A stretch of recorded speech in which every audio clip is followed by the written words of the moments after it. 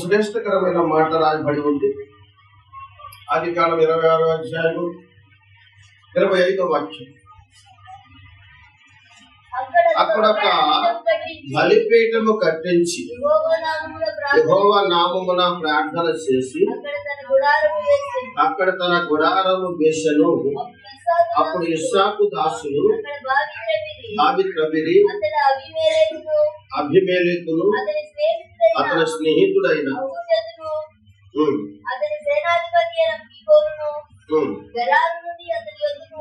జరారు నుండి అతని యొద్దకు వచ్చిరి. ఇస్సాకు, మీరు నా మీద పగబట్టి మీ యొద్ద నుండి నన్ను పంపివేసిన తరువాత ఎద్దు నిమిత్తము నా యొద్దకు వచ్చి ఉన్నారని వారిని అడుగగా వారు నిశ్చయముగా యెహోవా నీకు తోడై ఉండుట చూసితిమి గనుక. చదవబడిన మాటను జ్ఞాపకం చేస్తున్నాం. పరిశుద్ధమైన తండ్రి, మీ వందనాలు స్తోత్రాలు. కొద్ది నిమిషాలు ప్రభువా, నేను అల్పుడను అయకుడు వణికిరాని వాడిని, దుమ్ము లాంటి వాడిని, ధూళి లాంటి వాడిని ప్రభువా, దయతో జ్ఞాపకం చేసుకొని నేల మీద పురుగు లాంటి వాడి తండ్రి అయ్యా, మీ శిలుసాన్ని మరుగుపరిచి మీ బిడ్డలందరికీ కావలసిన వర్తమానాన్ని మీరు బోధించమని, మీరే మాట్లాడమని, సహాయం చేయమని, బలహీనుడైన నన్ను బలపరిచి మాట్లాడమని యేసుక్రీస్తు నామమున మీ చేతులకు అప్పగించుకొని ప్రార్థించి వేడుకొనుచున్నాను తండ్రి. ఆమేన్. దేవునికి స్తోత్రం. ఇక్కడ చదవబడిన మాటను అక్కడ బలిపీఠము కట్టించి ప్రార్థన చేసి, దేవునికి స్తోత్రం. ఇస్సాకు వాగ్దానములు ఉన్నాయి. అబ్రహాముకి ఇచ్చిన వాగ్దానము ఇస్సాకు మీద కూడా ఉన్నది. కానీ ఆయన ఆ దేశమందు ఇక్కడ బలిపీఠము కట్టి ఉన్నాడు. అక్కడ ప్రార్థన చేసి ఉన్నాడు. అక్కడ తన దాసులు బాధితులు గారు అక్కడ గుడారం వేశారు. అక్కడికి అభిమేలెకు తన అనుసరులు అక్కడికి వచ్చారు. వీళ్ళు ఎవరు, ఎందుకు వచ్చారు ఇక్కడికి అని మనం గమనిస్తే, ఒకప్పుడు ఇస్సాకు మీద పగబట్టిన వారు, ఇస్సాకుని అభివృద్ధి రాకోకుండా ఇస్సాకును చెడగొట్టాలని, ఇస్సాకును పడగొట్టాలని చాలా ప్రయత్నం చేశారు. అవునండి. అయితే ఇస్సాకు చేసిన పొరపాటు ఏంటి? ఇక్కడ చూడండి, 12వ వాక్యం చదవండి. 26:12. ఇస్సాకు ఆ దేశమందున్న వాడై విత్తనము వేసి ఆ సంవత్సరము 100 ఫలము పొందెను. యెహోవా అతనిని ఆశీర్వదించును గనుక ఆ మనుషుడు గొప్పవాడాయను. అతడు మిక్కిలి గొప్పవాడగుట అవునకు క్రమముగా అభివృద్ధి పొందుతూ వచ్చేది. అతనికి గొర్రెల ఆస్తియు వడ్ల ఆస్తియు కలిగినందు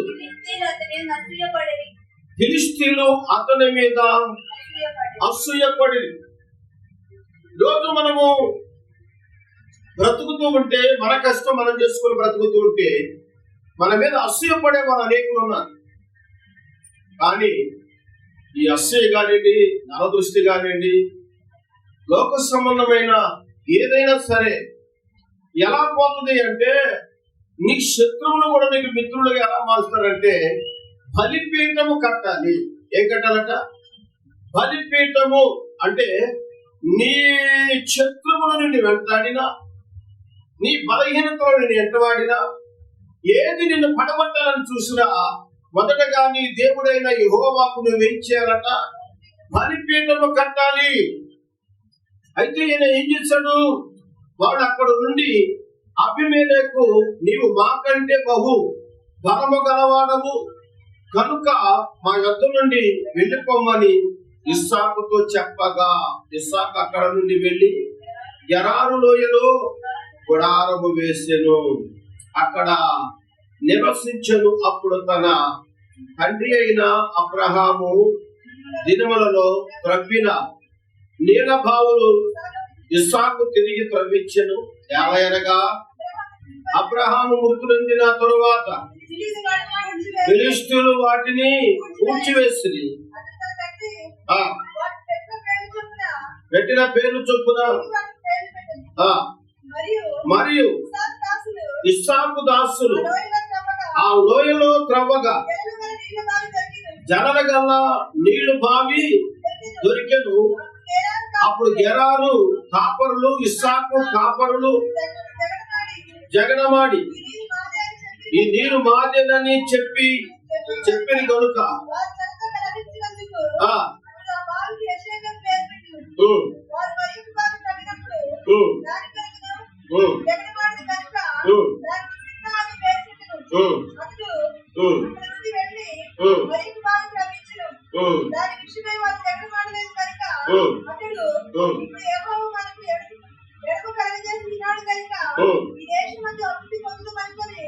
అనుకొని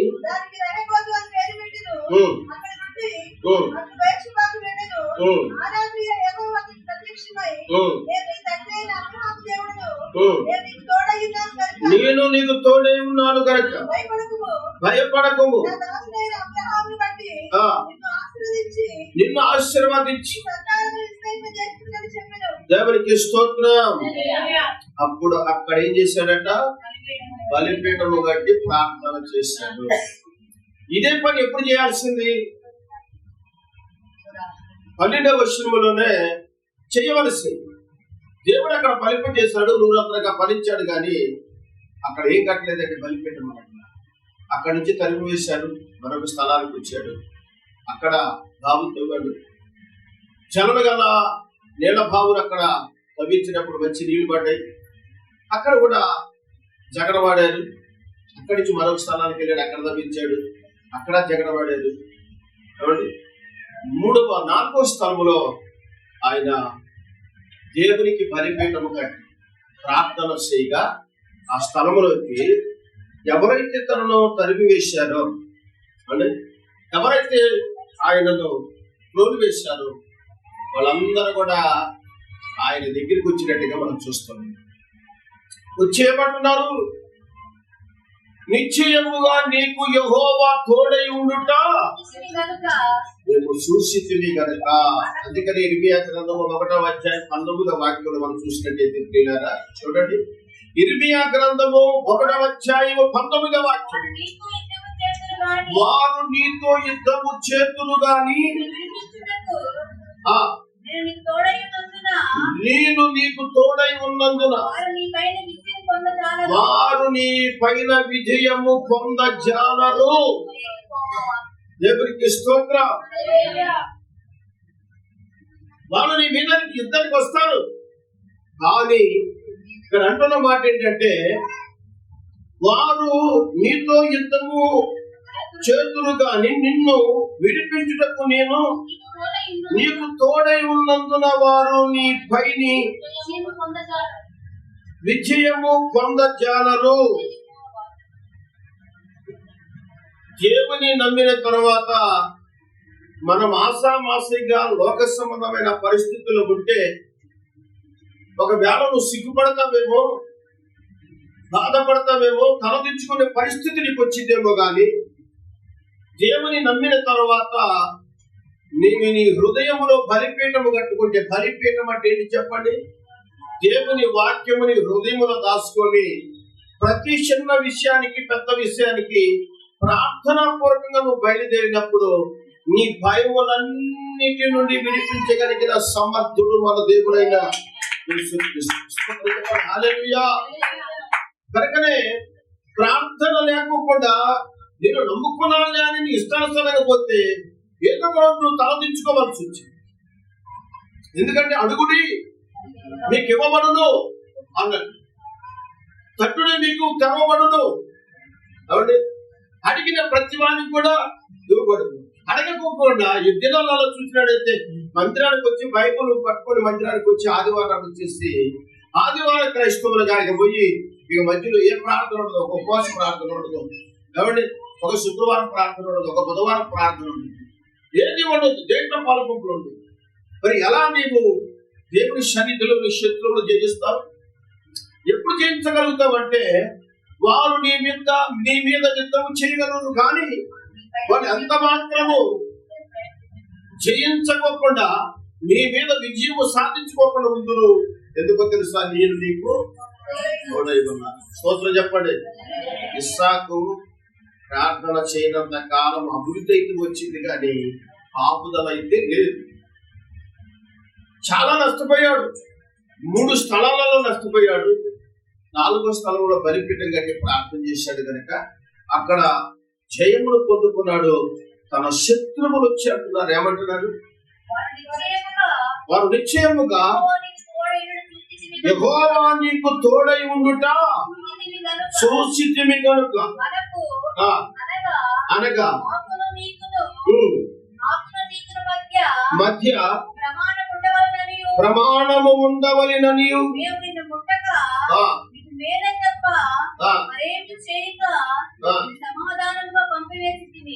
చూసారా? మీకు మాకు మధ్యలో సమాధానం కావాలి. ఎందుకంటే నీకు దేవుడు తోడై ఉన్నాడు, నువ్వు బలవంతుడివి, నువ్వు గొప్పవాడవుతున్నావు, నువ్వు మాకంటే చాలా బలవంతుడు కనుక రానున్న కాలంలో మీ పిల్లలు కానీ మీకు సంబంధించిన ఎవరైతే మమ్మల్ని ఏం చేయకపోకుండా మీకు మాకు సమాధానం కావాలని వాళ్ళు సమాధాన పడతానికి వచ్చారు. స్తోత్రం చెప్పాలని.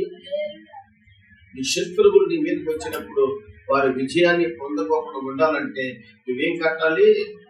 బలిపీఠం కట్టాలి, ప్రార్థన చేయాలి. ప్రార్థన చేయకపోకుండా నేను క్రీస్తు నమ్ముకున్నాను, ఇక నాకు తిరుగులేదంటే మనం చేసేది ఏమీ లేదు.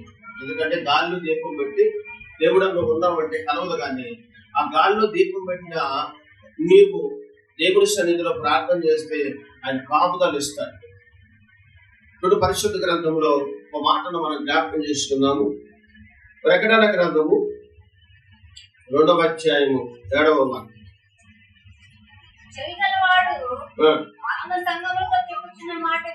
వినుగాక జయించువానికి దేవుని పరదేశంలో ఉన్న జీవవృక్ష ఫలమును భుజింపనిద్దును. జయించువానికి ఏం జయించాలి? భూమి మీద నువ్వు జయించాలి అంటే మొదటిగా ప్రార్థన. ప్రకటన గ్రంథం ఆదికాండం నుంచి ప్రకటన గ్రంథం వరకు చివరి పుస్తకం వరకు 66 పుస్తకాలు. ఈ 66 పుస్తకాలు మీరు చదివినట్టయితే కాండాలు ఉన్నాయి, పత్రికలు ఉన్నాయి, అన్నిటిని కూడా మీరు చదివినట్టయితే ప్రార్థన ప్రార్థన ప్రార్థన ప్రార్థన లేకుండా ఏ కుటుంబము ఆశీర్వాదకరంగా ఉంటుంది. ఎవరు కూడా శత్రువులు జయించలేరు, ఎవరు నెమ్మది కలిగి కూడా లేరు, ఎవరు దేవుని సన్నిధిలో ఆశీర్వాదకరంగా. ప్రార్థన లేకపోతే నువ్వు తెలుసుకున్నాను, ఎందుకంటే పేరు మాత్రమే జీవించుతున్నామని పేరు ఉంది. అండి 2వ దినవృత్తాంతముల గ్రంథము 7వ అధ్యాయం 14వ వాక్యం అంటాడు, నా పేరు పెట్టబడిన నా జనులు తమ్ము తాము తగ్గించుకొని నన్ను వెతకి చెడి మార్గములను విడిచిన యెడల ఆకాశము నుండి వారి ప్రార్థన విని వారి పాపమును క్షమించి దేశమును స్వస్థపరిశుద్ధులు. స్తోత్రం చెప్పండి. హల్లెలూయా. తమ్ము తగ్గించుకొని ప్రార్థన చేయాలి. ఎలా నువ్వు జయించగలుగుతావంటే పుట్టినవాడిని కొట్టకూడదు, తిట్టినవాడిని తిట్టకూడదు, కానీ ఏం చేయాలి? వారి కొరకు నువ్వు ప్రార్థన చేయాల. ప్రార్థన చేసినప్పుడు జయించేవాడిగా నా దేవుడు నిన్ను ఉంచుతాడు. స్తోత్రం చెప్పండి. హల్లెలూయా. జయించబడటానికి ప్రార్థన మన ఆయుధం. ప్రార్థన మన ఆయుధం. అందుకే కీర్తనకారుడు 23వ అధ్యాయం 4వ వాక్యములు అంటాడు. 23వ అధ్యాయం 4వ వాక్యం, నేను సంచరించినను ఏ అపాయములకు భయపడను. నువ్వెప్పుడు భయపడకుండా ఉంటావో తెలుసా? దేవుడు నీకు తోడై ఉంటాడు కనుక. గాఢాంధకారపు లోయలో నువ్వు సంచరించినను ఏ అపాయము ఈ మీదకు రాకపోతుంది. దేవుని దుడ్డు కదా, దేవుని దండనం నాదరించును. దావీదు మహారాజు దేనికి నేను భయపడను, ఎందుకంటే ఆ దేవుడు నాకు తోడుగా ఉన్నాడు కనుక. ఆయన తోడుగా ఉండాలంటే నీవు దేవుని చిత్త ప్రకారంగా ప్రార్థన, బయటికి వెళ్తున్నప్పుడు ప్రార్థన, ఇంట్లోకి వస్తున్నప్పుడు ప్రార్థన, చేస్తున్న ప్రతి పనిలో ప్రార్థన, ప్రతి విధమైన వాటి గురించి ప్రార్థన, చిన్న వస్తువు కొన్నామంటే ప్రార్థన.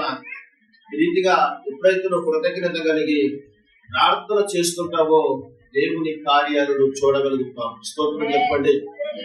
కనుకనే పరిశుద్ధ లేఖనములో మనం జయించాలి అంటే, జయించాలంటే ఏమై ఉండాలంట? చెవు కలిగిన వాడు వినుగాక.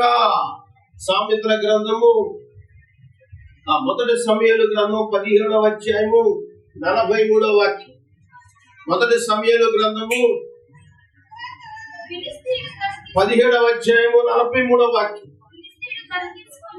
ఫిలిష్తీయుడు కర్ర తీసుకుని, నీవు నా మీదికి వస్తున్నావే, నేను కుక్కనా అని దావీదుతో చెప్పి తన దేవతల పేరిట దావీదును శపించెను. వీళ్ళరా ఇక్కడ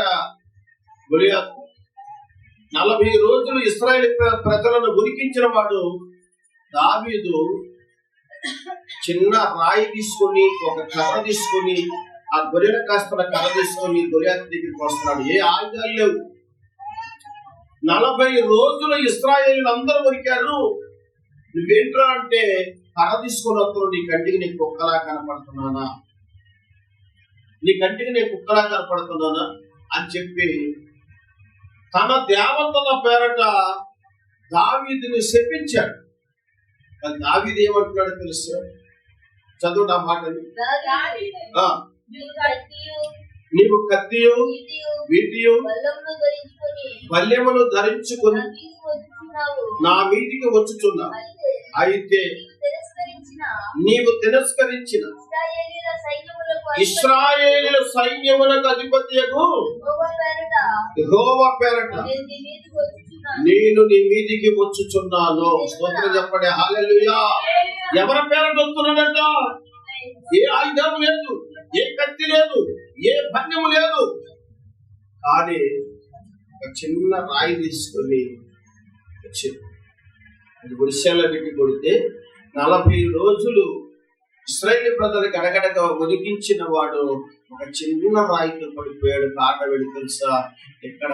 ఇక్కడ మాట్లాడిన మాట, దావీదు కృతజ్ఞతతో మాట్లాడిన మాట, యుద్ధం నాది కాదురా బాబు, నువ్వు తిరస్కరించిన యెహోవాది యుద్ధం.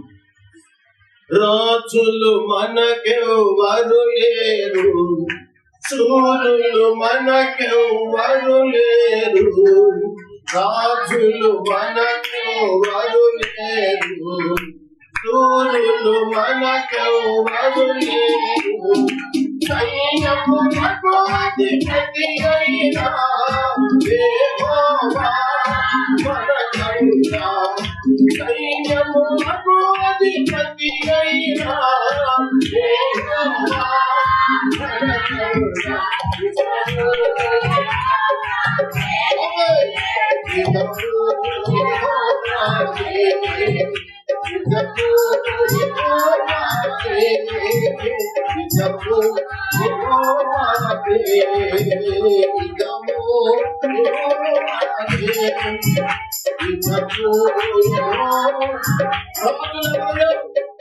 ఎవరు లేరు.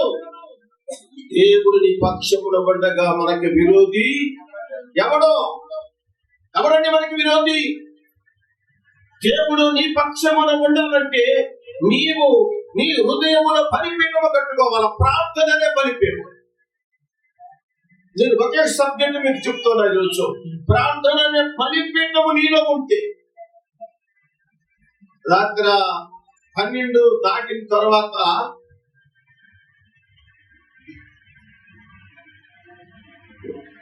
మందిరములోనే ఉన్నా, కిందికి వెళ్ళలేదు. దాదాపుగా ఒక 10 రోజుల కానించి ప్రతిరోజు లిపు లేకుండా ప్రార్థనలు.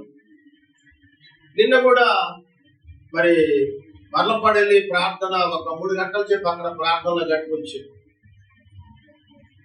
రాగా ఇక్కడ కింద గారి దగ్గరికి వెళ్ళి మరి అక్కడ ఒక 2 గంటలు చెప్పు, అసలు ఖాళీ లేదు. 9 గంటలకు వచ్చి మళ్ళీ వాకింగ్ స్టార్ట్ చేసి రాత్రి 11 గంటల వరకు ప్రార్థన నడిపించిన తర్వాత 1 గంట సేపు కూర్చొని మాట్లాడుకుంటుంది. ఆ తర్వాత ఎందుకో ఒళ్ళంతా భయంకరమైన నొప్పులు, చలి. నేను చలికాలం కూడా ఫ్యాన్ వేసుకున్నాను. అలాంటిది రాత్రి ఫ్యాన్లు మొత్తం బంద్ చేపించేసి పెద్ద రగ్గు కప్పుకున్నా కానీ ఆ చలి ఆగట్లేదు. ఒళ్ళంతా భయంకరమైన నొప్పులు. ఎంత టైం పట్టిందంటే ఒక్క 10 నిమిషాల్లోనే మారిపోయింది. నా పరిస్థితి అంతా మారిపోయింది. ఒకవైపున బిడ్డలు చెప్పి, ఒకవైపున చలి, ఒకవైపున ఆ భయంకర ఒళ్ళంతా నొప్పులు, తట్టుకోలేని పరిస్థితి. చిన్నారి శ్యామ్ గారు వాళ్ళు 3-3:30 దాకా ప్రార్థనలో ఉన్నారు. నాకు అయితే ఉసుకేసుకొని ఒకటే ప్రార్థన, నేను కూడా మనసులో ప్రార్థన బ్రతికించి ప్రభు. ఎందుకంటే అంత భయంకరమైన పరిస్థితి. ఎందుకు అర్థం కాదు. చిన్నారి ప్రార్థన చేస్తుంటే ఒక దర్శనం వచ్చిందట. దర్శనంలో సతీష్ కుమార్ గారు అంటున్నారట, అయ్యగారి కొరకు ఈ పులి వచ్చింది, పులి ఒకటి కనపడుతుందట. ఈ పులి అయ్యగారి కొరకు వచ్చిందంటే మరణతో వెంటాడుతూ ఉంది. కానీ రాత్రి ప్రార్థన చేసుకునే అవకాశం లేదు నాకు. ప్రార్థన చేయకపోతే మనసు అంగీకరించదు. ఇక ఆ టైంలో ఉల్లంతా తిరగొట్టినట్టు ఉంది. ఇక లెగలేని పరిస్థితి. ఇక అప్పుడు హాస్పిటల్ పోదామని, హాస్పిటల్ దేవద్దు అని చెప్పి ఇక ముసుగేసుకొని పడుకొని జడ్డు పని రాస్తారు. ప్రార్థన చేస్తూ ఉన్నారు.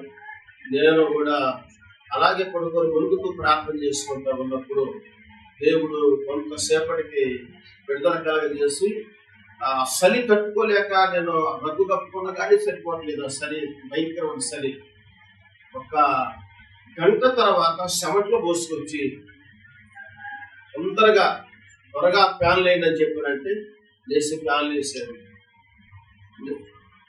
అంత చలి ఏమైపోయిందో తెలియదు, ఒళ్ళు నొప్పులు ఏమైపోయిందో తెలియదు. తెల్లవారి దాకా ఇబ్బంది పెట్టిన ఆ చలి, ఒళ్ళు నొప్పులు, ఆ గుండెల్లో నొప్పి మొత్తము కూడా దేవుడు ఉదయకాల సమయం ఎందుకో తెలుసా? నేను కాస్త కూస్తూ ప్రార్థన చేయలేని పరిస్థితుల్లో ఉంటే 3:30 దాకా నా కొరకు ప్రార్థనలో ఉన్నారు శారమ్మ గారు, చిన్నారి. ఇంకా సంతోషం ప్రార్థనలో ఉన్నారు కనుక దేవుడు ఏం చేశాడంటే ప్రార్థన ద్వారా, ఉదాహరణకి ఏంటంటే హాస్పిటల్కి వెళ్ళాలి, ఆ పరిస్థితి బాగోలేదు. అసలు హాస్పిటల్కి వెళ్ళాలి. నేను ఒకటే అనుకున్నాను, ఏం హాస్పిటల్లో తిరిగేది ప్రభు, నాలో ఏదైనా పొరపాటు చెప్పి నేను ఒప్పుకొని ఇచ్చిపెట్టుకుంటాను, అందుకని నా వల్ల అయితే కాదు అని చెప్పి అప్పటికి మా చిన్నారి కూడా అన్నారు, హాస్పిటల్కి వెళ్తాను పెద్దలను అది అని చెప్పారంటే వద్దామని చెప్పి ఎదురుబారండి అని చెప్పి పడుకున్నాను. దేవుడు చేసిన కార్యం ఏంటంటే అసలు ఇప్పుడు దేవుని మహాకృప. ఉదయకాల సమయంలో విడుదలని గుప్పులు వచ్చింది. చాలా ఇబ్బంది పడ్డా. మరి బంగారాధన ఉంది, వాక్యం చెప్పాలి, ఏంటి పరిస్థితి చెప్పాను. చిన్నారి చేసిన ప్రార్థన నేను నమ్ముతాను, స్తోత్రం చెప్పాను. హల్లెలూయా. నేనైతే ప్రార్థన చేయలేకపోయినా రాత్రి అసలు ప్రార్థనలో ఉన్నదాన్ని ప్రార్థన చేయలేదు. ఆ టైంలో హాస్పిటల్ అంటే ఇబ్బంది పెట్టేదానికంటే మన బాధ మనం అనుభవించుకోవాలి. దేవుడు చూసుకుంటాడు. దేవుడు మనకు తోడై ఉంటే మాత్రం ఇది ఉండదు. ఉదయకాల కల్లా మరలా ఆయన నిలబెట్టుకుంటాడన్న ఒక ధైర్యము నాకు, దేవునికి స్తోత్రం. ఓ ధైర్యము నాకైతే ఉన్నది. మా చిన్నాన్ని చెప్తానంటే వదిలే డ్యూటీకి వెళ్ళించి పడుకున్నాను, నాకు కుదరలేదు, వాళ్ళకి ఎవరిని ఇబ్బంది పెట్టద్దని చెప్పి దేవుని మీద బాధ వేసి రాత్రి అంతా నిలుపుతో ఆ చలితో బాధపడ్డాను. 1 గంట తర్వాత పరిపూర్ణమైన రిలీఫ్ నాకు కూడా ఎవరికి స్తోత్రం. కనుక ప్రార్థనే. ఉదయాన్ని కూడా కృపాకరం అయ్యా డాక్టర్ గారు అక్కర్లేదయ్యా, చిన్న టాబ్లెట్ వేసుకున్నాను. దేవుని కృప ఏంటంటే వాళ్ళు చేసిన ప్రార్థన నా మీద ఖచ్చితంగా పనిచేసింది. దేవుడు విడుదల కలుగజేస్తాడు. కనుక ప్రార్థన చాలా మంది చిన్న విషయాలలో పెద్ద విషయాలలో కూడా ప్రార్థన చేయాలని ఆలోచన ఎందుకు రాదో అర్థం కాదు. ప్రార్థన చేయాలి. నాకు ఎక్కువగా ఏకాంతంగా ప్రార్థన చేయడం ఇష్టం. ఎందుకంటే ఏకాంత ప్రార్థన ద్వారాగానే నేను చేయించుకుంటే ఇంతవరకు దేవుడు నన్ను నడిపించాను. ఇల్లు లేని స్థితిలో, అప్పుల పాదంలో ఉన్నప్పుడు, నా పిల్లలకి ఆధారము లేని స్థితిలో నీ సేవకు వచ్చినప్పుడు, అప్పట్లో అడ్రోడ్డు కాడ మండలపడ అడ్రోడ్డు కాడ పెద్ద మామిడి తోట ఉండేది. ఆ తోటలోకి వెళ్ళి ఒక పరదా తీసుకొని వెళ్ళి అక్కడ వేసుకొని లోపల కూర్చొని ఏడ్చి ప్రార్థన చేసేవాడిని. ఒంటరి ప్రార్థన నడిపేటప్పుడు నువ్వు ఎక్కడైతే కట్టబడిందో అక్కడ విజయాన్ని నా దేవుడికి ఇస్తాడు. దేవుడికి స్తోత్రం. విజయాన్ని నా దేవుడికి ఇస్తాడు. ఎక్కడ కూడా నేను పడిపోనివ్వడు, సిగ్గుపడనివ్వడు. కాబట్టి 34వ కీర్తనలో 4వ వాక్యం అంటాడు, యెహోవా యొద్ద నేను విచారణ చేయగా నాకు కలిగిన భయములన్నిటి నుండి ఆయన నన్ను తప్పించెను. విచారణ చేయాలా, ప్రభు దగ్గర మొరపెట్టుకోవాలా, ప్రార్థన చేయాలా. అంతేగాని వచ్చిన దాని గురించి నువ్వు భయపడుకుంటూ కలవరపడుతుంటే ప్రయోజనం ఏమీ లేదు. ప్రార్థన చేయి ప్రభు దగ్గర. ఎందుకో తెలుసా, మన దేవుడు నాకు మొరపెట్టుకుని ప్రత్యుత్తరము ఇస్తానని వాగ్దానం చేసేవాడు. ఎందుకంటే ప్రార్థన చేస్తే ఖచ్చితంగా మన మొర ఆనందిస్తాడు, మన భయం నుండి విడిపిస్తాడు, మన బాధ నుండి విడిపిస్తాడు, మన సమస్య నుండి విడిపిస్తాడు. నీ దరిద్రత నుంచి విడిపించి నేను ధనవంతులుగా మార్చగలిగింది ప్రార్థన. ఎవరికి స్తోత్రం. ఎందుకంటే ప్రార్థన చేయాలి. ఈరోజు చాలా మంది దేవుని వాక్యాన్ని తెలుసుకుంటారు కానీ ప్రార్థన చేయడానికి ఇష్టపడరు, ప్రార్థన చేయడానికి ఇష్టపడరు. కనుకనే 3వ మాట ఏంటంటే యెషయా గ్రంథము 49వ అధ్యాయము 25వ వాక్యం చదువు. యెషయా గ్రంథము 49వ అధ్యాయం 25వ. యెహోవా ఇలాగు సెలవిచ్చుచున్నాడు, ఇడిపింపబడుదురు,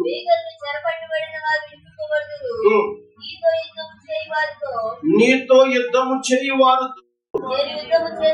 నేను యుద్ధము చేసేదను, నీ పిల్లలను నేనే రక్షించదను, యెహోవానైన నేనే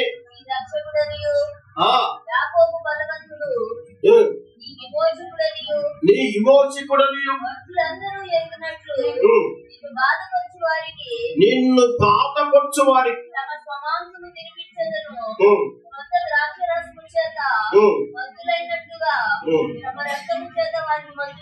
స్తోత్రం చెప్పండి. హల్లెలూయా. దేవునికి స్తోత్రం. కనుక నీతో యుద్ధం చేయవారితో నేను యుద్ధం చేస్తాను అంటున్నాడు. నీకెందుకు ఆ శ్రమ? మరి నువ్వేం చేయాలా? ప్రార్థన చేయాలి. నీతో యుద్ధం చేసే వారితో నేను యుద్ధం చేస్తానని ఆయన అంటుంటే, లేదు ప్రభు భారం అంతా నేనేమో వస్తానని నువ్వు పోతానంటే చేసేదేమో పోయి ఎవరు కాదంటారు. నాకు సంఘంలో ఒక్కొక్కసారి చాలా మంది భయంకరమైన మాట చెప్తారు, అయ్యా అసలు మా పరిస్థితి బాగోలేదు, ప్రార్థన చేయమండి. నేను ఒకటే అంటాను, నా నోటికి వచ్చే మాట ఏంది, వాళ్ళు ఎంత భయంకరమైన వార్త చెప్పినా ఏమీ కాదు, దేవుడు ఉన్నాడు, ప్రార్థన చేయండి. మొదటిగా నా నోటికి వచ్చే మాట ఏంటంటే ఏమీ కాదు. వాళ్ళు ఎంత భయంకరమైన వార్త చెప్పినా సరే ఏమీ కాదు, దేవుడు మనకు తోడైపోన్నాడు, ప్రార్థన చేయండి అంతే. అలా చాలా భయంకరమైన వార్తలన్నా అలాంటి వాళ్ళందరూ వచ్చి అద్భుతమైన సాక్షి చెప్పుకోలేదు. నిజమయ్యా మాకు భయం వేసింది, మీ నోటి కొంత దేవుడు మనకు ఉన్నాడన్నా, మీరు ఎప్పుడైతే మమ్మల్ని బలపరిచారో ఆ బలపరిచిన విధానం మీ ధైర్యంగా నిలబడ్డాం, ప్రార్థన చేస్తాం, మా మీదకు వస్తున్న ప్రతి భయంకరమైన పరిస్థితి కూడా దేవుడు విడిపించి నెమ్మది కలగ చేసేదయ్యాన్ని అనేక సాక్ష్యాలు కాబట్టి అనేక సాక్ష్యాలు. ఈరోజు చిన్న కార్యం చేస్తే దాన్ని యూట్యూబ్లో పెట్టి అనేక రకాలుగా దాన్ని ప్రబలం చేస్తున్నారు. మన మందిరంలో దేవుడు అద్భుతమైన కార్యం చేస్తాడు. దేవుడికి తెలుసు, మనకు తెలుసు, దేవుడు ఎన్నో అద్భుతమైన కార్యాలు చేస్తాడు. ఎప్పుడు చేయగలుగుతాడు, ఎప్పుడు మన పక్షమున దేవుడు నిలబడతాడు, ఎప్పుడు మన వంతుగా ఆయన మన కొరకు యుద్ధం చేయడానికి ఇష్టపడతాడు అంటే దేవుని చిత్తాన్ని నువ్వు వెరిగి ప్రార్థన చేసినప్పుడు. ఇప్పుడంట దేవుని చిత్తాన్ని వెరిగి నువ్వు ప్రార్థన చేసినప్పుడు, ప్రార్థన చేయకుండా సోమరు లేకుంటే నేనేం చెప్పలేదు. ఆత్మ సిద్ధమే గాని శరీరము, యేసు ప్రభు అని అంటారు, మీరు శోధనలో ప్రవేశించకుండా ఉన్నట్లు మెలుగుగలిగి ప్రార్థన, కొంచెము ప్రార్థన చేయలేరా? శోధనని తప్పించేది ప్రార్థన. యేసు ప్రభువు మనకు నేర్పింది ఏంటంటే ప్రార్థన. శోధన వచ్చిందా, ఏదైనా భయంకరమైన సమస్య వచ్చిందా, లోకాలే ప్రార్థన చేయి. నేను అంటాను, సమస్యను బట్టి నీ ప్రార్థన పెంచాలి. అది గొప్ప సమస్య అనుకో, గంటలలో నువ్వు చేయాలి, గంటల కొలగా చేయాలి. చిన్న సమస్య అనుకో, కాబట్టి చెప్పండి, చిన్న ప్రార్థన. ఏ ప్రార్థన? చిన్న సమస్యకు చిన్న ప్రార్థన. చిన్న పామునైనా పెద్ద కర్రతో కొట్టాలని సాధు సూచిస్తుంది. కనుక మనం ఏం చేయాలి అంటే, పెద్ద సమస్య అయినా చిన్న సమస్య అయినా ప్రార్థనలో మార్పు లేకుండా నువ్వు చేసే ప్రార్థన వలన నీకు విజయాన్ని సమకూరుస్తాడు నా దేవుడు. కనుక ప్రార్థన లేకుండా మనం ఏమీ కూడా చేయలేము. నిన్న స్థలానికి వెళ్ళినప్పుడు అక్కడ ప్రార్థన 3 సబ్జెక్టుల మీద ప్రార్థన చేసి మా కుటుంబాల గురించి, అక్కడి నుంచి వచ్చిన తర్వాత మరొకసారికి వాళ్ళు రమ్మని చెప్పారంటే అక్కడికి వెళ్ళండి. అక్కడికి వెళ్ళిన తర్వాత అక్కడ ఒక కనెక్షన్ ప్రార్థనలో ఉన్నాం. ప్రార్థనలో ఉన్నప్పుడు ఏంటంటే, అక్కడ ఇదివరకు అమ్మగారు ప్రార్థన చేసినప్పుడు ఆ గోడల నుండి ఒక విగ్రహాలు కనపడుతుంది. దాన్ని బట్టి నాకు డౌటే, అక్కడ ప్రార్థన చేసినప్పుడు ఏదో ఒక గంట అర్థం. అలా ప్రార్థన చేసినప్పుడు రాత్రి ఒక విగ్రహార్థనాలను వెంటబడి వచ్చినట్టుగా దేవుడు చూపించాడు. నన్ను బలహీన పరిస్థితి ఇవాళ లెక్క చేద్దాం వరకు చూసింది, కానీ ప్రార్థన చేసిందంటే నన్ను నిలబెట్టి వాడు స్తోత్రం చెప్పాడు. హల్లెలూయా. దేవుడు మన పక్షం ఉండగా తీతరా మాటలు.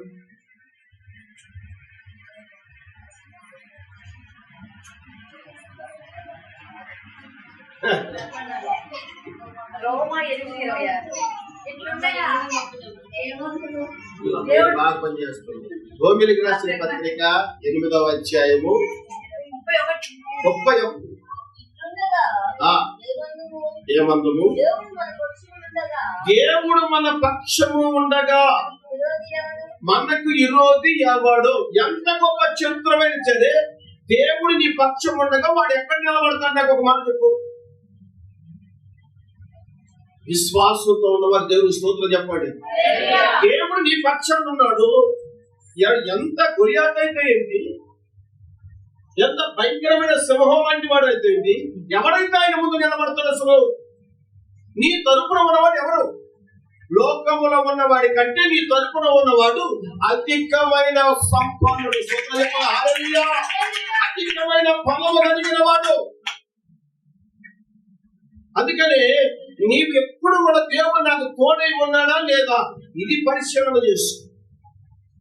ఇది పరిశీలన చేసుకో. డబ్బు ఎంత ఉందో లెక్క వేసుకోవచ్చు. ఓకే, కాదట్లా వేసుకో. బంగారం ఎంత ఉందో చూసుకో. రేట్లు పెరిగినాయి, పర్లేదు. కానీ అన్నిటికంటే నీకు కావాల్సింది ఏంటి తెలుసా? దేవుడు నాకు తోడై ఉన్నాడా లేదా? స్తోత్రం చెప్పండి. దేవుడు నాకు తోడై ఉన్నాడా లేదా? దేవుడు నీ పక్షమున ఉండగా నీకు విరోధి ఎవడు? ఎవరండి నీకు విరోధి? నిన్ను బలహీనపరుస్తూ ఉన్న వ్యాధైనా సరే, దేవుని శక్తి ముందు ఏది కూడా, క్యాన్సర్ గాని ఎయిడ్స్ గాని ఏ వ్యాధి కూడా నా దేవుని ఎదుట నిలబడటానికి అధికారము లేదు. ఎప్పుడు నువ్వు ప్రార్థన చేసి, అంతేగాని ప్రార్థన చేయకపోకుండా ప్రభు నమ్ముకున్నాను, ఆదివారం నాడే వస్తాను ఉండాలి. ప్రార్థనలు ఉండాలి, ఉపవాస ప్రార్థనలు. దీంట్లో ఉపవాస ప్రార్థన ఉండాలి అంటే అప్పుడప్పుడు ఉపవాస ప్రార్థన ఉండాలి. అప్పుడప్పుడు కాస్త కడుపుని ఎండబెట్టుకోవాలి. చూడండి, వారి కడుపే వారి దేవుడు అన్నట్టుగా ఉండకూడదు. ఎక్కడుందా మాట? యోగులు రాసిన పత్రికలనేగా 8వ అధ్యాయం 26వ వాక్యమా? చూడండి. ఆత్మయు సహాయం చేస్తున్నాడు. ఎలాగనగా మనం యుక్తముగా ఎలాగ ప్రార్థన చేయవలనో మనకు తెలియదు గాని ఉచ్చరింప సత్యము గాని మూలుగులతో ఆత్మ తానే మన పక్షముగా విజ్ఞాపన చేయుచున్నాడు. కాబట్టి నా పక్షముగా విజ్ఞాపన చేస్తున్నాడు. నువ్వు నేను చేసే ప్రార్థన అంతా నువ్వు ముందు దేవుని ఎదుట నువ్వు తిరిగితే, దేవుని వైపు తిరిగితే మన పక్షముగా ఎప్పటికీ తండ్రి కుడి పక్కన కూర్చొని యేసు ప్రభు వారు మన పక్షముగా ప్రార్థన చేస్తాడు. ఆయన చేసే ప్రార్థన వలన ఇంకా మనకు విడుదల కలుగుతూ ఉంది. ఆత్మ పరిశుద్ధాత్మ దేవుడు మన పక్షముగా ప్రార్థన చేస్తా ఉంది. ముందు నీవు లైన్లోకి రా. నువ్వు లైన్లోకి రాకుండా ఆ తర్వాత మన చదువు. హృదయములను పరిశోధించువాడు ఎరుగును ఎలాగనగా ఆయన దేవుని చిత్త ప్రకారం విజ్ఞాపన చేయుచున్నాడు. దేవుని ప్రేమించు వారికి అనగా ఆయన సంకల్పము చొప్పున పిలువబడిన వారికి మేలు కలుగుటకై సమస్తము సమకూర్చబడి జరుగుతున్నాయని పెరుగుతూ స్తోత్రం చెప్పండి. ఆయన ప్రేమించే వారికి సమస్తం జరిగిస్తాడు. ఆయన ఏ ఒక్క విషయంలో కూడా తొలగిపోయేవాడు. ఆయన ప్రేమించిన బిడ్డలకు సమస్తము జరిగిస్తాడు. ఇది మా ఇంట్లో జరిగింది, ఇది జరగదనేది ఏమి ఉండదు. అన్ని విషయాలలో నీ శత్రువుల నుండి విడిపిస్తాడు, నీ బాధల నుండి విడిపిస్తాడు, నీ తల్లిదండ్రుల నుండి విడిపిస్తాడు, నీ సమస్యల నుండి విడిపిస్తాడు, అన్నిటి నుండి విడిపిస్తాడు. ఏది కూడా ఆయన ఎదుట నిలబడుతూ సమస్తము నీ కొరకు జరిగించగలిగిన సమర్థుడు. స్తోత్రం. సమస్తం నువ్వు ఒక్కటే అడుగుతావు, ఆయన నీకు ఎన్ని కావాలో అవన్నీ ఆయనకు తెలుసు. ఆయన నువ్వు అడగక ముందు నీ అక్కర్లను తీర్చగలిగిన సమర్థుడు. ఎవరికి స్తోత్రం. అందుకనే దావీదు చాలా సార్లు అంటాడు, అయ్యా నేను ఎంతటి వాడను, నేనే పాటి వాడు. చూసారా ఎక్కడున్నమాట? 2 సమూయేలు 7వ అధ్యాయము 18వ వాక్యం. దావీదు రాజు లోపల ప్రవేశించి యెహోవా సన్నిధిని కూర్చుని ఇలాగ మనవి చేశాడు, నా ప్రభువా యెహోవా, ఎంతగా నీవు నన్ను హెచ్చించుటకి నేను ఎంతటి వాడను. చూసారా ఏ ప్రార్థన అది? దావీదు మహారాజు, చక్రవర్తి. అవండి 1,00,000 మంది రమ్మంటే వస్తారు, 1,00,000 మంది పొమ్మంటే పోతారు. ఆయన మాట మీద అంత శక్తి, అంత అధికారం. ఇన్ని ఉందా ఇదంతా పక్కన పెట్టేసి, ఎంతగా నేను దీవించబడటానికి కారణం నీవే కదా. ఎక్కడికి వచ్చి? దేవుని సన్నిధిలోకి వచ్చి, దేవుని సన్నిధిలోకి వచ్చి ఎంతగా నేను హెచ్చించబడ్డానంటే కేవలం నీ కృప మాత్రమేనని ప్రార్థన చేస్తున్నాను. మనం దీవించబడుతున్నామంటే దేవుని కృప మాత్రమే. మనము దేవుని సన్నిధిలో ఎదుగుతున్నామంటే కేవలముగా ఆ తండ్రి కృప మాత్రమే. ఒకటే గుర్తుపెట్టుకోండి, నువ్వు ఏ పని చేసినా, నువ్వు వ్యాపారం చేసినా, ఉద్యోగం చేసినా ఆయన కృప. ఆ కృప లేనిది మనం జీవించలేము. ఆ కృప మన మీద ఆవరించి ఉన్నది గనక మనం చేస్తున్న ప్రతి పనిని ఆశీర్వాదకరంగా ముందుకు నడిపిస్తున్నాడు. నేను అంటాను, ఏ శత్రువుని ఎదుట నిలవచ్చారు, ఏ శత్రువు కూడా ఎదుట, అది రోగం అనే శత్రువు కానిది, నిన్ను బలహీనపరుస్తున్న శత్రువు కానిది, ఆకలని శత్రువు కానిది, దరిద్రం అనే శత్రువు కానిది, లేకపోతే ఎవరైనా నేను ఏదో శోధించాలని, నేను ఎక్కడో ఏదో చెయ్యాలని నీ మీద ప్రయత్నం చేస్తున్నా ఏ శత్రువు ఎదుట నిలబడి ఎందుకో తెలుసా? ఆయన నీ పక్షమున యుద్ధం చేయబోతున్నాడు. ఎవరికి స్తోత్రం. ఆయన నీ పక్షమున యుద్ధం చేస్తున్నాడు కనుక నీవు చేయవలసింది ఏంటంటే దావీదులాగా, అయ్యా నేను ఎంతటి వాడు, నా కుటుంబం ఏ పాటిది, ఎంతగా నీవు నన్ను హెచ్చించుటకు నేనే పాటి వాడు. చాలా మంది నా ఉద్యోగం, లేకపోతే నా ఆస్తి, నా అంతస్తు, నా వ్యాపారం, నా పొలముల పంట అనుకుంటారు. ఇవన్నీ కలగజేసిన వాడు ఎవరట? నేనేమై ఉన్నాను నీ దయ వలనేనయ్యా, నాకున్నవన్నీయు నీవిచ్చినవేనయ్యా. నేనేమైనా ప్రభువా నిన్ను స్తుతిస్తాను, ప్రభువా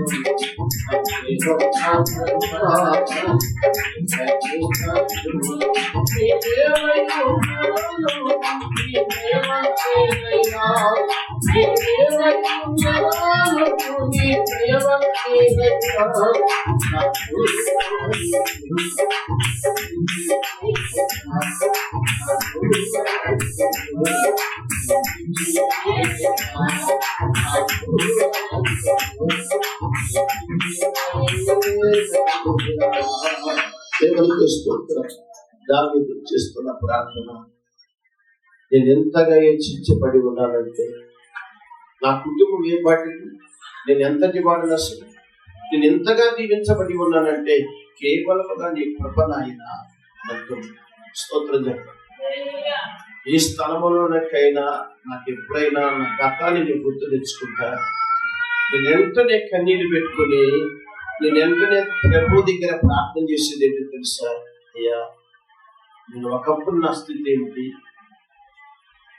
ఇప్పుడు నా పరిస్థితి ఏమిటి, నువ్వు ఇచ్చిన కృప కదా, కేవలముగా నాకేముందయ్యా, ఈ స్థితిలో ఉన్నానంటే సమస్తము నీవు ఇచ్చిన ప్రభు అని ఎప్పుడైతే నా గతాన్ని నేను జ్ఞాపకం చేసుకుంటానో వెంటనే అది ఎక్కడైనా సరే, నేను ఏ స్థలంలోకి వెళ్ళినా ఒకవేళ నా పరిస్థితి జ్ఞాపకం చేసుకుంటే వెంటనే కళ్ళకు నీళ్ళు పెట్టుకుని ప్రభా ఈ స్థితిలో ఉన్నాడంటే కేవలం నీ కృప మాత్రమేనని ఆ కృతజ్ఞత నీ జీవితంలో కలిగి ఉంటే ప్రతి స్థలములో నీ తలను ఎత్తగలిగిన దేవుడు స్తోత్రం చెప్పండి.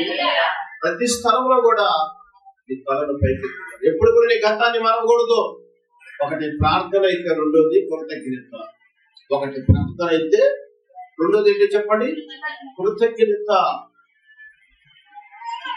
ఏ స్థితిలో నువ్వు ఉన్నా నీ మొదటి స్థితిని మర్చిపోకూడదు. దేవుడు నిన్ను ఏ స్థితిలో పట్టుకున్నాడో, ఎలాంటి పరిస్థితుల్లో నిన్ను ఆదుకున్నాడో, ఎలాంటి బలహీనత నుంచి నిన్ను విడిపించాడో, ఎలాంటి సమస్య నుంచి నిన్ను ఆదరించి రక్షించి కృప చూపించి నెమ్మది కరెక్ట్ చేశాడో ఆ పరిస్థితులు ఎన్నడూ కూడా ఏం చేయకూడదు, మర్చిపోకూడదు. మర్చిపోకూడదు. అందుకని సమయలు, అందుకే సౌలు కుమారుడైన యోనాతాను బట్టి దావీదు కృతజ్ఞత కలిగిన వాడు కనుక ఒకప్పుడు దావీదును తరుముతూ ఉండగా, శత్రువులు తరుముతూ ఉండగా యోనాతాను అనే వ్యక్తి శత్రువులకి వైపు వస్తున్నారని ఎప్పటికప్పుడు సలహా ఇచ్చి రక్షించాడు కనుక అతన్ని మర్చిపోకుండా 2 సమూయేలు గ్రంథము 9వ అధ్యాయములో యోనాతాను బట్టి ఆ కుటుంబంలో నేను ఏదైనా సహాయం చేయడానికి ఎవరైనా ఉన్నారా అని కృతజ్ఞత. సౌలు కుటుంబమే లేదు, అసలు సౌలు కుటుంబమే లేదు. అయినా కానీ ఈయనకెందుకు అంత కృతజ్ఞత అంటే, ఒకప్పుడు ఎప్పుడో ఆయన యవన కాలములో ఆయన పడిన బాధల్లో అతనికి తోడుగా ఉండి ఆయనకు సలహా ఇచ్చిన యోనాతాను బట్టి ఆ కుటుంబంలో ఎవరైనా వాళ్ళని మేలు చేయాలనుకుంటున్నాడు. కృతజ్ఞత ఏం కలిగి ఉండాలంట? ఒకటి ప్రార్థన, రెండోది కృతజ్ఞత కలిగి ఉండాలి. సమయం లేదు కనుక ముగించిపోతున్నాను. కృతజ్ఞత లేదా పడిపోయిన బిడ్డకు కంటే నీకు అతి దారుణంగా ఉంది. కృతజ్ఞత లేని వారు వేల కొలది కూలిపోయారు. ఇశ్రాయేలీయులు కృతజ్ఞత ఉండి కలిగిన వారు కాదు, దేవుడు చేసిన మేలును మర్చిపోయేవారు. సినాయి అడవిలో ఆ బండ నుండి మధుర జలం ఇచ్చినప్పుడు ఆ జ్ఞానులు వెళ్ళిపోయి చనిపోయే స్థితిలో ఆ మంచి నీళ్లు తాగి అలా ఏం చేశారు? ఈ నీళ్లు ఎవరిచ్చారు? దేవుడు కాదు, ఈ బండే దేవుడు అని అన్నారు. వాడు స్తోత్రం చెప్పండి. ఎవరట? బండే దేవుడు. కృతజ్ఞత లేదు. సృష్టికర్తను మరిసి సృష్టిని ఆరాధించారు వాడు. ఇశ్రాయేలు మీదగా తెగులు పాములు పంపించాడు దేవుడు. పాములు పెట్టడానికి సందు లేకుండా పాములు ఎక్కడ చూసినా కలుస్తూ ఉంటే సరిపోతున్నారు. అప్పుడు మోసే ప్రార్థన చేయగా, అయ్యా ఈ ప్రజలందరూ చనిపోతున్నారంటే ఎత్తన సర్పము చేసి ఆ ఎత్తైన ప్లేస్ లో పెట్టు, ఎవరైతే పాము గడిచిన వాళ్ళు ఉంటారో ఆ ఎత్తటి సర్పంకులు చూసినప్పుడు వెంటనే వాళ్ళు రక్షించబడతారని చెప్పి దేవుడు సలహా ఇస్తే ఆ ప్రకారంగా మోసే చేసినప్పుడు ఆ పాము గడిచిన వాళ్ళందరూ ఎత్తటి సర్పంకులు చూశారు. చూసిన వెంటనే వాళ్ళు ఆ ఇష్టం విరిగిపోయి బ్రతికారు. బ్రతికిన వాళ్ళందరూ ఏం చేశారు తెలుసా? ఈ పామే దేవుడు అని ఇప్పటికీ పూజిస్తున్నాం. చెప్పండి ఏంటంట? ఈ పామే. అందుకనే ఒక రాజు ఏం చేశాడు తెలుసా? హిజ్కియా రాజు ఆ ఎత్తటి సర్పాన్ని మొక్కలు చేసి శూన్యం చేసి పీట వారేశాడు. స్తోత్రం చెప్పండి.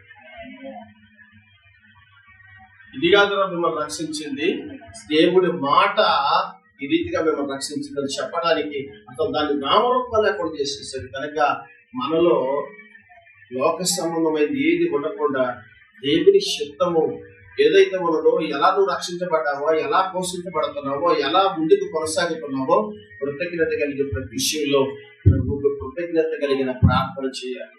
దేవుడి చిత్తాన్ని కలిగి ఉండాలి. ఎన్నడూ నీ మొదటి స్థితిని మర్చిపోయే వారికి నువ్వు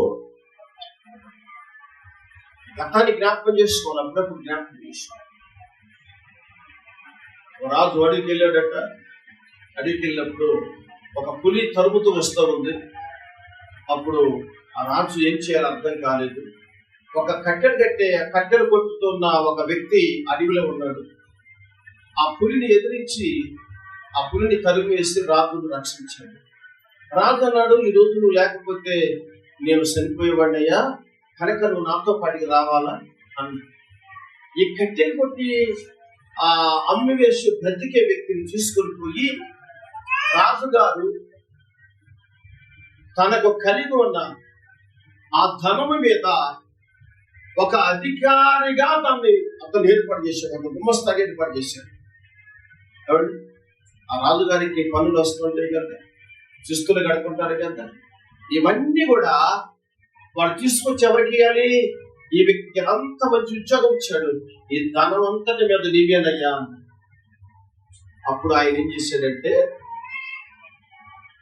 ఇప్పుడా నుంచి ఉన్న వాళ్ళకి ఎలాంటి అవకాశం లేదు, ఎవరినో తీసుకొచ్చి పెట్టాడు. కానీ చాలా మంది కుట్రతో ఆలోచిస్తున్నారు. ఒక రోజు ఏం జరిగిందంటే, చాలా మంది, అయ్యా నువ్వేదో అతను తీసుకొచ్చి ధనం మీద అధికారం ఇచ్చావు, ఆ డబ్బు బంగారం వెండి ఆ మొత్తం కూడా ఇదిగో ఆ కోటలో పెట్టినప్పుడు లోపలికి ఆ లాకర్ వేసినప్పుడు లోపలికి వెళ్తాడు, ఒక గంట తర్వాత వస్తాడు, లోపల ఏం చేస్తాడో తెలీదు అని అన్నాను. అంటే రాజు గారికి చెప్పే అతను అలాంటి వాడు కాదని అంటే, లేదయ్యా ఏదో దొరుకుతుంది మొత్తానికైతే. ఆ లోపలికి వెళ్తాడు, ఆ ధనం తీసుకొని వెళ్తాడు, లోపలికి వెళ్తాడు, గంట మరి అక్కడ ఏం చేస్తాడో తెలీదు. గంట 2 గంటలు లోపలే ఉంటాడు, బయటికి రాడు. భూమి లోపల నుంచి ఉన్న మార్గం ఏర్పాటు చేస్తున్నాడా, ఏదో ఒక రోజు ఏదో లేపేస్తాడా ఏంటి అని వీళ్ళందరూ కూడా రాజుగారికి లేపుకుని మాటలు చెప్తే, ఆ రాజుగారు ఏం చేసిరట, ఇతను కనిపెడతామని చెప్పి అతను లోపలికి వెళ్ళేటప్పుడు వచ్చేసి వేరే మార్గం అనుకుంటే ఆ వేరే మార్గంగా వచ్చి ఆ లోపల కూర్చున్నాడట. అతనికంటే ముందుగా పోయి కూర్చున్నాడు. కూర్చుంటే ఏం చేశాడు తెలుసా, ఆ ధనం తీసుకొని పోయి ఆ లాకర్లో పెట్టేసి ఒక ఎనప పెట్టుకుంటే దాని తాళం తీసి దాంట్లో ఏముందంటే, ఆయన ఒకప్పుడు కట్టెలు కొట్టుకుంటున్న గొడ్డలి, ఆయన అప్పుడు వేసుకున్న దుస్తులు, అప్పుడు వేసుకున్న బట్టలు ఉన్నాయట. మరి ఈయన మంచి వాతావరణం ఉన్నాడు కనుక ఈ మంచి వస్త్రాలు తీసివేసట. ఆ పెట్టిలో ఉన్న అప్పట్లో ఆ పొలం నరుగుతున్నప్పుడు ఏ వస్త్రాలను చేసుకున్నాడు, ఆ నిక్కరే ఆ సట్టు ఏదైతే ఉన్నదో సిరిగిపోయిన ఆ బట్టలు అవుతున్నాయో అవి వేసుకొని ఆ గొడ్డలు తీసుకున్నట్ట ఒక నిలువుట ఉంటే ఉదాహరణ పెట్టుకొని అటు ఇటు చూసుకుంటూ తిరుగుతానట, అద్దంలో చూసుకుంటూ తిరుగుతానట, గొడ్డని బుధాన పెట్టుకొని. రాజుగారికి బయటకు ఏమిచ్చిందిరా, నీకు మంచి వస్త్రాలు ఇచ్చాను, నీకు మంచి శాలరీ ఇచ్చాను, ఈ ధనం మీద నీకు అధికారం ఇచ్చాను, ఇంత మంచి పోస్ట్ ఇస్తే ఆ గొడవ బుధాన పెట్టుకొని తిరుగుతామేంది, ఆ పాత బట్టలు వేసుకొని తిరుగుతామేందని వెంటనే వచ్చి ఆయన అడగటం వాళ్ళు, ఏ ప్రభావం నువ్వు చేస్తుందంటే, రాజుగారు మీరు ఎప్పుడు వచ్చారు అన్నాడట. రోజు నువ్వు చేసే పని ఏంటో ఇదేనండి. ఎందుకని అంటే, ఈ రోజు నన్ను ఈ ధనం మీద నన్ను అధికారిగా ఉంచావు, ఆ పులితో తరిమింది కాబట్టి, ఆ పులి నోట్లో పడకుండా నేను రక్షించాను కాబట్టి నీవు కృతజ్ఞతగా నాకు ఇది ఇచ్చావు. మరి నేనంత కృతజ్ఞత ఉండాలా? నీ ప్రాణాన్ని కాపాడేందుకు నీ ధనాగరం అంతటి మీద నాకు అధికారం ఇచ్చావు కదా. మరి ఒకప్పుడు నన్ను పూజించింది ఏంటండి ఈ బట్టలు కదా, ఒకప్పుడు ఈ బట్టలే కదండి. నా పాత జీవితాన్ని మరిచిపోకుండా ఎక్కడ నేను గర్విష్ఠుడైపోయామా, ఇప్పుడున్న ధనాన్ని బట్టి, ఇప్పుడున్న హోదాను బట్టి, ఇప్పుడున్న పేరును బట్టి ఎక్కడ నేను నా హృదయంలో గర్వించి పడిపోతానేమోనని ఆ మొదటి స్థితిని అప్పుడప్పుడు నేను ఏం చేస్తాను, ఇది నా పరిస్థితి, మొదట నా స్థితి ఇది కదా, దీన్ని జ్ఞాపకం చేసుకున్నాను. అయ్యా మీకే ఎంత కృతజ్ఞత ఉంటే ఈ గొడవలకు అప్పుడు నన్ను పోషించింది, నాకెంత కృతజ్ఞత ఉండాలా? స్తోత్రం చెప్పండి. ఏముండాలండి మనిషికి? ఒక క్రైస్తవుడికి కృతజ్ఞత, ఒకటి ప్రార్థన అయితే, రెండోది కృతజ్ఞత. కనుక ఏ స్థలంలో ఈ రెండు పట్టుకొని వెళితే ప్రతి స్థలంలో, ఈ రెండింటిని పట్టుకొని వెళ్ళిన ప్రతి స్థలంలో నుంచి ఒక నూతనమైన కృప చేత నా దేవుడిని ఆశీర్వదిస్తాడు. పొట్టి చేతులతో వెళ్ళిన యాకోబుని ఆశీర్వదించినట్టుగా, కాబట్టి ఇస్సాకును దీవించినట్టుగా, అబ్రహామును ఆశీర్వదించినట్టుగా నా దేవుడు నిన్ను నన్ను కూడా దీవించబోతూ ఉన్నాడు. మన ఎదుట ఏ శత్రువు నిలకుండా ఆయనే మన పక్షమున యుద్ధం చేయబోతూ ఉన్నాడు. ఏ సమీక్షను బాధపడద్దు కానీ ప్రార్థించి, ఎలాంటి పరిస్థితుల్లో కూడా గర్వించుకోకుండా కృతజ్ఞత కలిగి దేవుని పట్ల నమ్మకంగా జీవించు. ప్రతి స్థలంలో నా దేవుడు నిన్ను హెచ్చించబోతూ ఉన్నాడు. తలవంచుని ప్రార్థన చేసుకుంటూ విషయ మీకు స్తోత్రాలు తండ్రి. కృపగల దయగల ప్రేమగల తండ్రి యేసయ్య, ఇప్పుడు కూడా మా మొదటి స్థితిని మారకూడదు. కృతజ్ఞత కలిగి ఉన్నట్లుగా ఏ విషయంలోనైనా, అది చిన్న పని కానీ పెద్ద పని కానీ, చిన్న శోధన కానీ పెద్ద శోధన కానీ, పెద్ద కష్టమే కానీ చిన్న కష్టమే కానీ, మా ప్రార్థనలో మార్పు రాబోతుంది. ఇప్పుడు మా ప్రార్థన ఎదుట నమ్మకం, విశ్వాసంతో ప్రార్థించే కృపను మాకు అనుగ్రహించండి. ఆ దేశంలో ఇస్సాకు విత్తనం వేసిన వాడై నూరంతలుగా ఫలించినప్పుడు, అబీమెలెకు తన అనుసరులు తనను తరిమి వేసినప్పుడు, మరొక స్థలానికి వెళ్ళి అక్కడ బాబులు తవ్వించాడు. అక్కడ తరిమి వేశారు, అక్కడ గొడవలు పడ్డారు. మరొక స్థలానికి వెళ్ళాడు, అక్కడ బాబు తవ్వించాడు, అక్కడ గొడవలు పడ్డారు. 4వ స్థలంలో బలిపీఠం కట్టిన తర్వాత ఏ గొడవ లేకుండా దేవుడు నీకు తోడుగా ఉంది. ఇస్సాకుకు దేవుడు తోడుగా ఉంది. తన శత్రువులుగా వచ్చిన వారిని మిత్రులుగా మార్చి నిశ్చయముగా యెహోవానికి తోడై ఉండుట సూచి ఉన్నామని. ఈరోజు ఏ విషయంలో నువ్వు భయపడుతున్నావో, ఎలాంటి పరిస్థితుల్లో కృంగిపోతున్నావో, ఎలాంటి దీనస్థితిలో ఉన్నావో, ఎందుకని కలవరపడుతున్నావో, అవన్నీ పక్కన పెట్టి నీ పక్షముగా దేవుడు ఉండగా నీకు విరోధి ఎవడు ఈ లోకంలో ఉండడు. ఆయన నీ పక్షమున ఉన్నాడా లేదో సరిచూసుకో. లేకపోతే వచ్చేంత వరకు, నీతో ఉండేంత వరకు, నీకు తోడుగా ఉండేంత వరకు ప్రార్థన చేయి, కన్నీరు కాచు, ప్రభు పాదాలు పట్టుకో, బ్రతుకులాడు. దేవుడు తప్పనిసరిగా నీకు తోడుగా ఉండి నడిపించబోతూ ఉన్నాడు. కృతజ్ఞత కలిగి మొదటి నీ స్థితి మరుచుకోమా. ఏ స్థితిలో నువ్వు దేవుని శరీరంలోకి వచ్చావో, ఈ రోజు నువ్వు ఎంత హెచ్చించబడినా, ఏ స్థితిలో ఉన్నా ఆ కృపను మర్చిపోకుండా, దేవా నేను ఎంతటి వాడు, దావీదులాగా నేను ఎంతటి వాడినయ్యా, నేనే పాటి వాడు, నా కుటుంబం ఏ పాటిది, నీకు నన్ను ఎంతగా హెచ్చించినప్పుడు నేను ఏ పాటి వాడను ప్రభువా. ఈ కృతజ్ఞత ఉన్నంత కాలం నీ శత్రువులు నీకు సాగిలపడుదురుగాక. అంటే గొప్ప మనందరికీ కలిగినట్టు దేవుడు మన పక్షమున యుద్ధము చేస్తునుగాక. యేసు నామములో అడిగి వేడుకొనుచున్నాను తండ్రి, ఆమేన్.